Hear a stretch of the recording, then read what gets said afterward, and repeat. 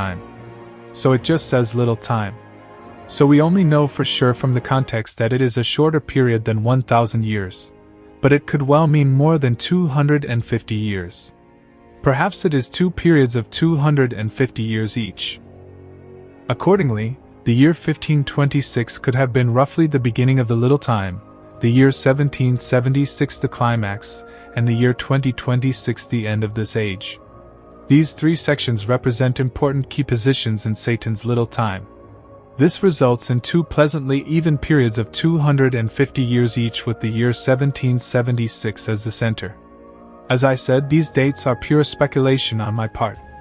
It is a team effort by the entire Little Season community to put the pieces of the puzzle together correctly.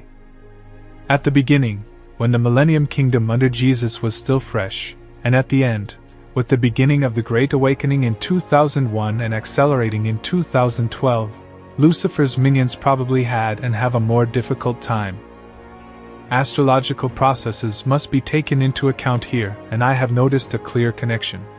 When wandering stars on the firmament, or planets of the solar system, come into an astrological house of the Earth's zodiac, the effects are always transpersonal and generational, meaning they're long-lasting and felt by everyone at the same time. The astrological effects are repeated with each cycle, which is why our history rhymes so often. The longest cycle and the one with the strongest effect is that of Pluto. It takes a whopping 248 years to pass through all 12 zodiacs once, so its effect in a particular zodiac can only be experienced once in a lifetime. Some houses will never be experienced.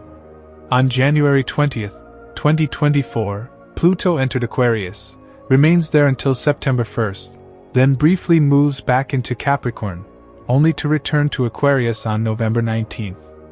It will then remain there for the next 19 years until March 8th, 2043. If you look at the history of the last Pluto cycles, we can expect absolutely historic and profound changes in the next few years. April 2024 in particular, with a total solar eclipse and the Devil's Comet returning after 72 years, had 2 rare celestial events at the same time. The year 2024 is therefore extremely special astrologically and marks a shift in human consciousness. The energies of Aquarius are associated with intellect, truth, independence, idealism, eccentricity, spontaneity, rebellion, and the big picture. Pluto rules the collective and generational cycles of transformation. It stands for the symbolic, ongoing process of birth, death, and rebirth. It is associated with the hidden and buried, both metaphorically and literally. It represents humanity's relationship to power and shadow and the collective development of patterns around these themes. So you can imagine the absolutely world-changing effects of Pluto in Aquarius. The change of sign of Pluto indicates a new era and a seismic collective change for all of humanity.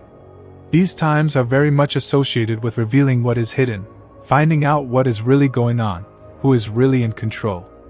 And I think this time it's the satanic network and its ring of pedophiles. We've already seen an above-average amount of this in 2024, and more will come in the next few years. We had major mainstream revelations of the elite pedophile ring, through the new participant list of Jeffrey Epstein's Lolita Island in January, the release of the Quiet on Set documentary in March, and the revelations around P. Diddy and his arrest in April. The homes of Sean Diddy Combs. You know him as Diddy, formerly Puff Daddy, big-time rapper, big-time producer, big-time superstar, and now the feds at his houses in both locations.